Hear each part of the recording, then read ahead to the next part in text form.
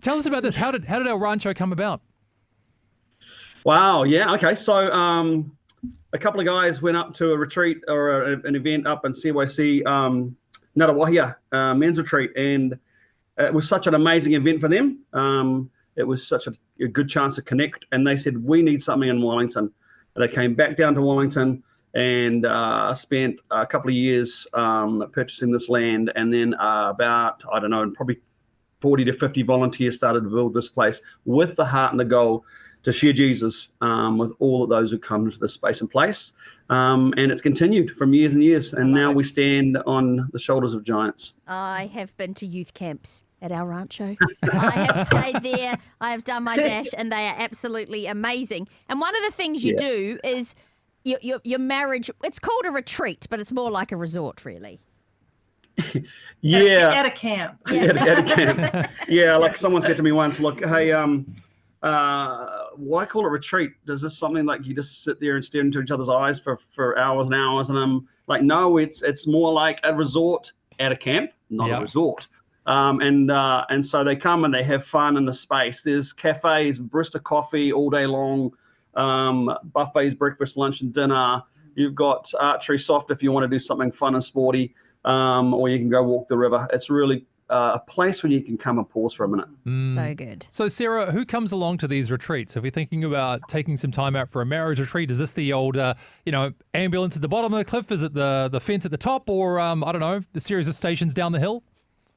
Well, Bruce and I always laugh the first night because you can see that some husbands have been dragged along and maybe they're not quite sure what's going to happen. But like the deer in headlight look, But our speakers that help run this are so incredible and so humorous. And by the end of the first night, people are relaxing. People start to hang out together in the cafe and all around camp. We had glow-in-the-dark badminton one night. We had a country dance one night. You can go to anything you want to, and you don't have to go to anything. You can just come and be with your spouse for the weekend. So for these people that come,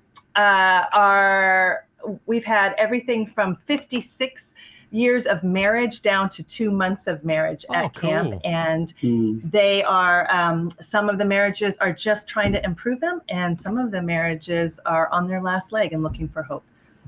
Wow. But it's so important, and I think it's probably important to remember it's probably good to go before it gets to the last resort, because I think when things are sort of just chugging along, you go, oh, yeah, we're all good. But actually, you could do with a bit of a tune-up. Yeah. Yeah, absolutely. We used to say for us, you can have vanilla ice cream. This is my metaphor for it. And it tastes great. But if you could add sauce and fruit or nuts or whatever your flavors are on top, you could make something great. And why not invest in that as the years go by? Oh, look, I found going nuts has been the best thing I've ever done in my life. Thanks for going with the metaphor. So then tell me a little bit more then about who you are going to hear from, or what are you going to be doing? Like, okay, we get to, play around and eat some great food as well, but like, how do the sessions work? Is this going to be like I feel like I'm back in primary school or what? Yeah, well, on the first night, Friday night, you come in and there is cafes are running. People are kind of getting the lay of the land. They do have an open session, which is Matt and Belinda Stott. They're incredible. Matt's a comedian, and Belinda is a marriage and she's a therapist, a counselor, and a sex therapist. So they are hilarious, and they get everybody kind of loosening up and hanging out. We had glow-in-the-dark badminton this year afterwards, and something else, the cafes. So that's the first night. Second day, there's also a morning session. Then there's seminars you can go to. Then that evening we had a big dinner and a big country barn type thing that people could go to. There's dancing if you wanted to, or you could just sit and watch. There were little stalls. It was very, very fun. We have an incredible program, the director, that made all these details come to life. And then Sunday, there's also a final session. So people can choose to go to anything they want to, and they can choose not to go to anything. If you just want the weekend to come hang out in your room or go around and use the area of Wellington or Waikanae, you can.